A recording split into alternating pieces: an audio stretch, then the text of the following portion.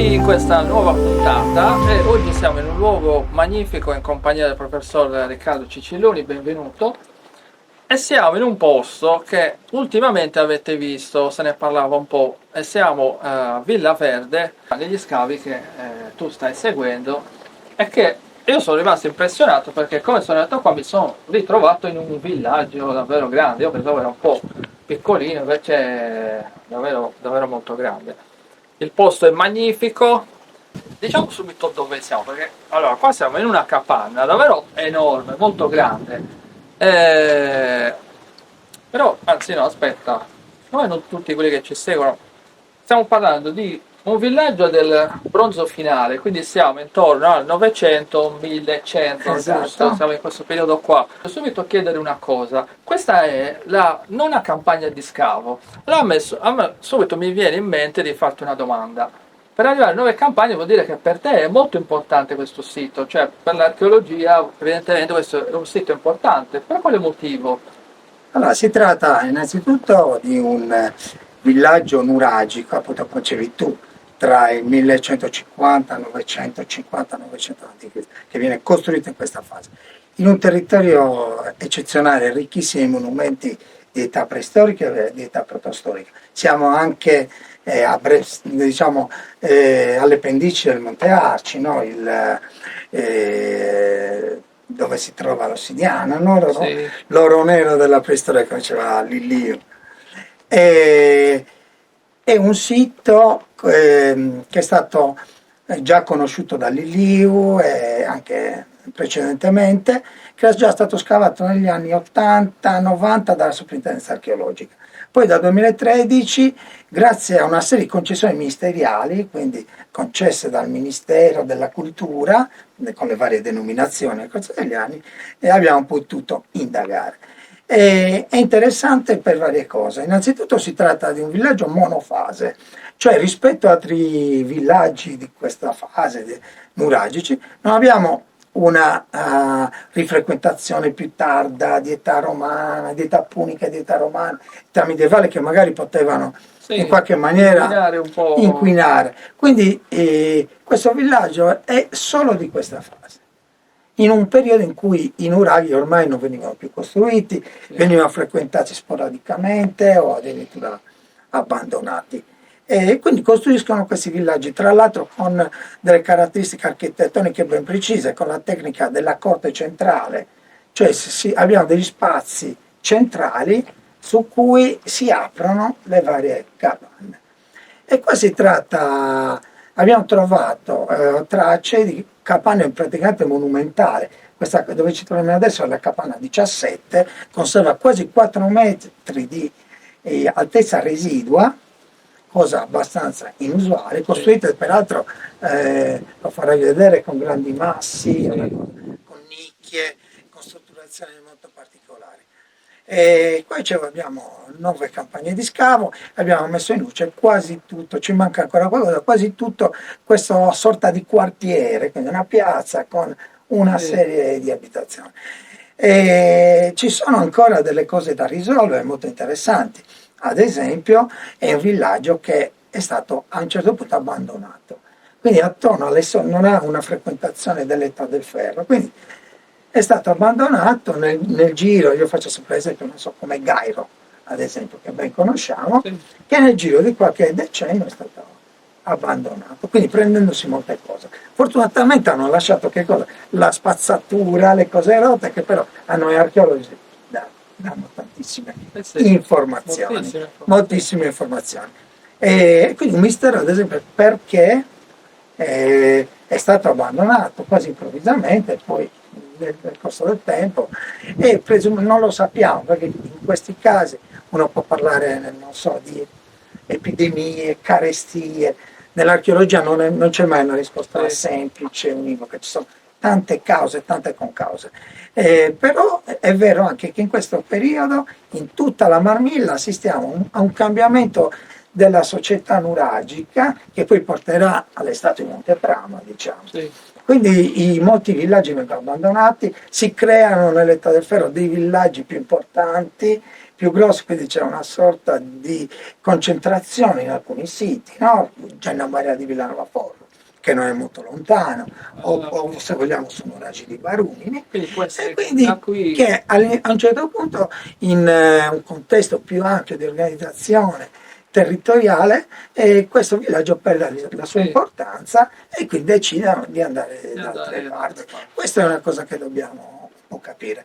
Purtroppo non abbiamo trovato il luogo dove seppellivano i propri morti, perché se lo trovassimo potremmo allora a quel punto fare con gli amici antropologi, fare Sì. delle analisi per capire anche se ci può essere stato qualcosa come carestie o altre cause di questo. Tu pensi che qui attorno sia qui il cimitero, diciamo, dove seppellivano? È Potrebbe probabile? essere, potrebbe essere. Un'altra cosa interessante è che abbiamo trovato tracce di metallurgia. Eh, Quindi noi sappiamo che attorno a quest'area abitativa doveva esserci un'officina metallurgica. Lo sappiamo da vari dati, poi magari ve ne ci parlo sono quando degli andiamo indizi. in un'altra capanna dove abbiamo trovato tali Sì, dopo indizi, andiamo a vedere l'altra la che è capanna davvero numero splendida. 16, e quindi anche questo è uno dei filoni che stiamo seguendo per capire cosa Di tutti, succede. adesso ti faccio una domanda un po', sai, no, tanti per gli appassionati. Di tutti i siti che hai visto, questo come lo metti? Cioè, tra i tuoi preferiti, in che posizione lo metteresti? Tra i primi? O forse Non posso dirtelo perché non sono lo di puoi dire? parte, e quindi tu pensa che io qua ci lavoro ormai da 10 Però ti sta anni, dando molte è un po' casa soddisfazioni. nostra che sta dando molte soddisfazioni, abbiamo pubblicato molti lavori insieme anche dei colleghi, poi posso citare Marco Carras, Giacomo Paglietti, Mariano Chesu, Marco Serra, tanti hanno lavorato e Tanti sono pubblicato, passati qui. esatto, anche studenti che si sono addirittura laureati con tesi su questi argomenti, Cristina Concu di Gonostramazza, Roberta Pin di Villacidro, che stanno proseguendo, addirittura c'è una tesi di dottorato della dottoressa Roberta Pina su questo villaggio che sta portando avanti nell'Università di Granada con gli amici Juan Antonio Camara Ah, Serrano e Liliana Spanedda che allora, lavorano la domanda insieme a mi noi. viene spontanea, quindi se ci può essere, cioè i villaggi oltre che qui c'erano anche magari anche in Spagna, così Sì, ci sono di delle questo cose periodo simili, perché poi il bronzo finale è un periodo un po' particolare per tutto il Mediterraneo, con mediterraneo. tanti cambiamenti, eh, con tanti avvenimenti e quindi come al solito non dobbiamo studiare la Sardegna solo in se stessa, ma anche collegata una un po' Tutta più l'area. vasta. Sì. Adesso siamo qui nella capanna numero 16. Spiegaci un po' questa capanna qua, invece qual era il suo utilizzo, perché c'è anche questo particolare qua che nelle altre non c'è. Allora, questa la capanna 6 è la prima che l'Università di Cagliari ha iniziato a scavare, quindi Quindi parliamo del siamo nel 2013. 2013. Allora ero coadiuvato dal dottor Giacomo Paglietti, con cui poi abbiamo anche pubblicato i risultati degli scavi di questa capanna. È una capanna molto particolare perché ha una serie di elementi di pregio che è difficile trovare in altre scuole. Ha una serie di elementi in pietra finemente lavorati, queste lastre che tu farai vedere, Sì. questo bacile che è scavato direttamente nella roccia naturale, una serie di lastre, vedete, per ottenere la pavimentazione dei gradini, cioè tutta una serie di elementi che ci parlano di una certa raffinatezza. Però, ed era perché poi abbiamo trovato resti focolari e di ceramiche utilizzate per la cottura dei cibi, quindi era un po' una capanna che veniva di pregio ma che veniva utilizzata per la vita quotidiana. E quindi abbiamo questa funzione, però abbiamo anche tutta un'altra serie di elementi molto interessanti. Un elemento ad esempio è l'utilizzo di un concio del nuraghe, quindi vuol dire che il nuraghe era già in Abbandonato. parte distrutto, in parte abbandonato quando hanno costruito questa capanna. Un altro elemento l'abbiamo visto, il bacile, e poi abbiamo degli elementi legati alla metallurgia, perché qua una parte della pavimentazione era costituita da pietre piatte. Due di queste pietre piatte, anzi due o tre di queste pietre piatte in realtà si sono rivelate di frammenti di matrici di fusione, Eh, di lance e di asce. Quindi vuol dire che da un luogo di vicinanza non ancora individuato hanno preso questo materiale di L'hanno scarto, fuso. no, l'hanno riutilizzato per Ecco. come se fosse delle mattonelle, diciamo, Incredibile. per fare la pavimentazione. Un altro elemento sempre legato alla metallurgia che abbiamo trovato è abbiamo trovato in uno di questi grandi conci, voi pensate, quando noi iniziamo a scavare, queste capanne sono piene di pietrame di crollo, quindi tonnellate di pietre, migliaia di pietre, a volte anche di grandissime dimensioni. In una di queste pietre, in quest'area, abbiamo trovato resti di una colata metallica. Il dottor Marco Serra, insieme ai colleghi chimici, la professoressa Calacanas ed altri, hanno analizzato questa colata e si è visto che era ferro puro. Quindi una cosa assolutamente inusuale, perché si parla quindi di una lavorazione del ferro piuttosto precoce. Forse, Quindi stiamo parlando di una fusione di ferro. esatto. E noi pensiamo che in questa famosa officina metallurgica fossero fatte anche delle prove sperimentali, una lavorazione sperimentale del ferro. Sì. Quindi questi però, perché lo abbiamo trovato qua? Perché questa colata è andata su una pietra che poi è stata come le matrici riutilizzata per fare no, per costruire il muro. E noi l'abbiamo trovato nel crollo dei muri. Quindi è una cosa abbastanza interessante che dobbiamo ancora, come dire, verificare. Chiaramente non basta un elemento, però è interessante. L'ultimo elemento è il fatto che c'è un aggetto murario non indifferente e il ritrovamento di tante lastrine piatte ci ha fatto pensare a noi dell'equipe a una copertura litica, quasi o completamente litica o quasi completamente litica, a differenza magari di altre capanne che erano coperte con dei tetti lignei e con delle frasche. In effetti, guardandolo si vede che c'è una leggera curvatura aggettante, sembrerebbe. Adesso io ti faccio un'altra domanda meno tecnica. Io mi immagino nel 2013, quando voi siete arrivati qua, no? Questa capanna qua era sommersa di terra, pietra, quindi un lavoro incredibile. Voi con gli studenti. Ti chiedo, quando sei arrivato giù, a un certo punto hai trovato questo bacile che adesso facciamo vedere, avete trovato questo, era una cosa Sì, è meravigliosa. stata un'emozione come il ritrovamento. Diciamo che l'archeologia è un lavoro molto scientifico, però ci dà molte emozioni quando ritroviamo i reperti, poi questi reperti poi vanno studiati, catalogati, fotografati, qui c'è una parte meno, come dire, romantica, Sì. però sicuramente ci ha dato soddisfazione, abbiamo capito insomma di aver puntato Era su un sito importante. di un sito interessante, perché poi queste capanne sono difficili a scavare, nel senso che ci vuole insomma molta pazienza. Sì, l'ho visto. Il villaggio è davvero molto esteso, molto grande. Mi immagino che tutto attorno continui probabilmente e quindi avrete lavoro per chissà quanti anni. Sì, diciamo che qua è nata una sinergia molto bella tra l'Università di Cagliari e il Comune di Villaverde, poi sentirai anche Che il nostro vogliamo sindaco, ringraziare, che ringraziamo ringraziare. perché i contributi, diciamo, la logistica, quindi il vitto, l'alloggio per gli studenti e anche qualche contributo per gli studi, per le analisi e in generale appunto per la logistica è dato interamente dal Comune di Villaverde. È un paesino molto piccolo ma che tiene molto all'aspetto culturale. Cioè lo scavo dell'università si inserisce in un progetto culturale più ampio per rivitalizzare, per dare supporto a centri così piccoli. Poi l'Università di Cagliari è molto contenta di questa forte collaborazione. Abbiamo avuto a luglio la visita del rettore dell'Università di Cagliari che ci ha onorato la sua presenza, che è rimasto veramente stupito del lavoro che è stato fatto, di questa sinergia.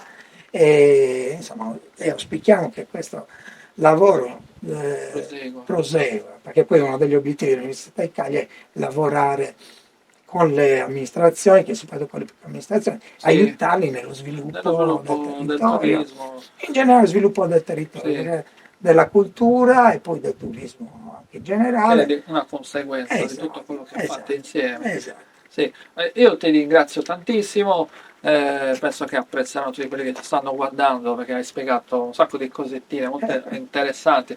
So che possiamo parlarne anche per ore, questo ve lo garantisco perché possiamo stare qui per ore che ci dice tutto dal 2013 fino ad oggi. Andiamo a vedere invece un altro aspetto con un'altra persona.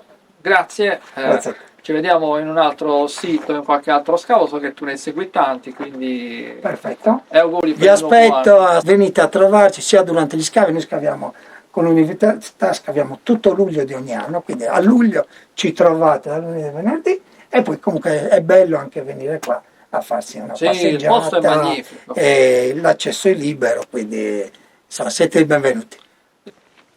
Benissimo, adesso siamo qui con il dottor Marco Cabras dell'Università di Cagliari. Guardate, adesso qua siamo in un'altra location. Qua praticamente Uno spazio sì, comune tra 8 capanne, tra l'altro gli ingressi di tutte queste 8 capanne danno su questo spazio centrale, sì, su questa corte, su questa piazza, per cui quindi è diciamo, lo spazio condiviso forse lo tra spazio tutte. comune, cioè tutto Sì, come sì, succede oggi, tipo la assolutamente. piazza con tutte le abitazioni. Sì, una cosa del Bellissimo. genere, sì, sì. Con te voglio invece chiedere qualcosa un po' sull'università.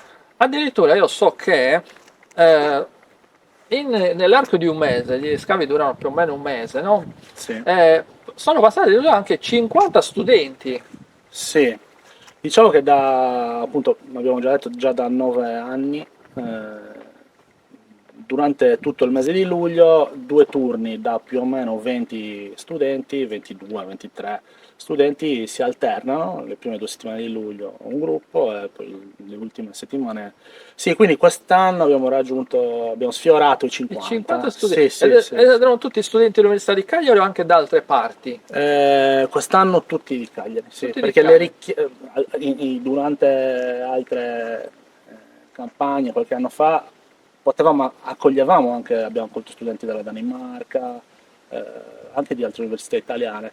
In questi ultimi anni le richieste Ah, interne ecco. all'Università di Cagliari sono cresciute notevolmente, per cui purtroppo Che non ricordiamo, possiamo aprire, diciamo, sì, se a non altre mi università. sbaglio, sono gli studenti che provengono da. La triennale di beni culturali, la magistrale in archeologia e la scuola di specializzazione in beni archeologici. E quindi possiamo dire che questa è una meravigliosa palestra Sì, per, esattamente. cioè, è vero che tu studi, sai, non tutte le università studi, poi chi non ha il laboratorio fai solo teoria, qua passi dalla teoria alla pratica, gli Assolutamente. studenti possono venire qui proprio Sì, a assolutamente. lavorare. Esatto.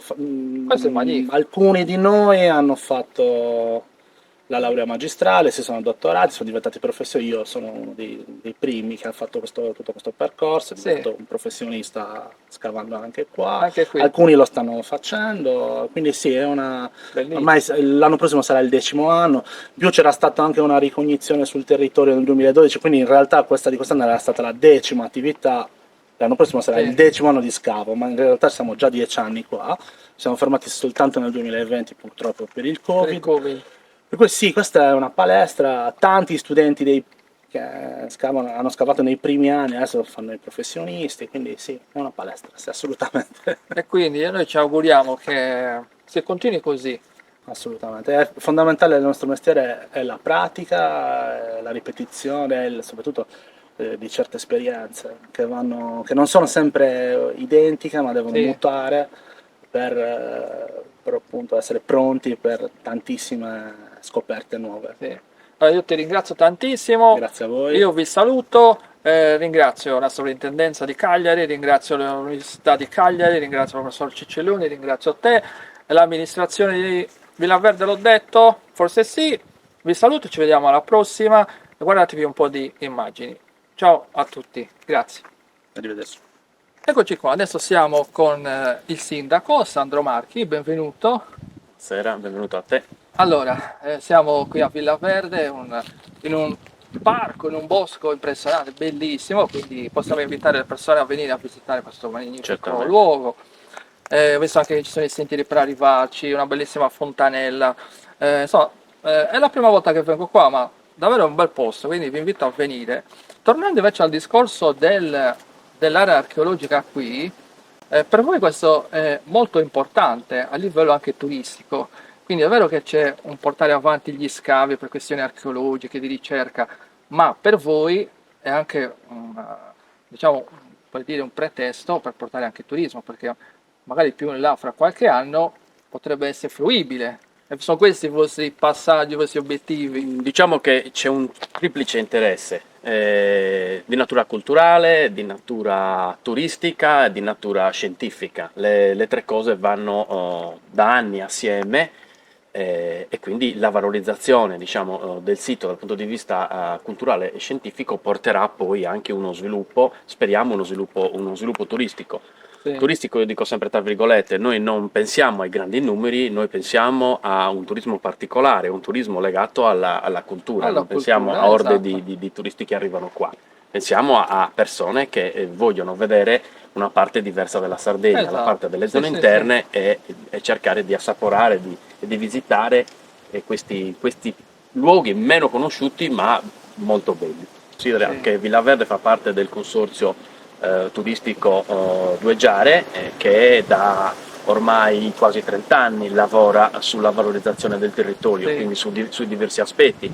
Questi luoghi che tu vedi sono anche delle vie di cicloturismo, dove vengono organizzate poi anche delle manifestazioni legate alla promozione attraverso per esempio la bicicletta e il cicloturismo del territorio. Si passa proprio a Qua ridosso vicino dei dei siti, quindi questa credo sia l'unica strada che hanno a disposizione i comuni dell'interno e i comuni dell'Alta Marmilla per cercare di farsi conoscere, di far conoscere i siti, di far conoscere il Monte Arci, che è una Sì. risorsa molto importante, lo è stato in passato con il bestiame, con gli allevamenti, oggi dove abbiamo un carico anche zootecnico molto più basso, sta subentrando un altro aspetto che è legato alla valorizzazione in chiave turistico-ambientale. Sì. Allora, noi ti ringraziamo della ospitalità, della tua pazienza, anche per averci mostrato un po' il luogo. Torneremo qui e magari faremo un giro del paese, andremo a vedere un po' Va anche bene. altre cose. Grazie, Grazie a te. alla prossima, Alla a prossima, presto. arrivederci. Ciao da Villa Verde.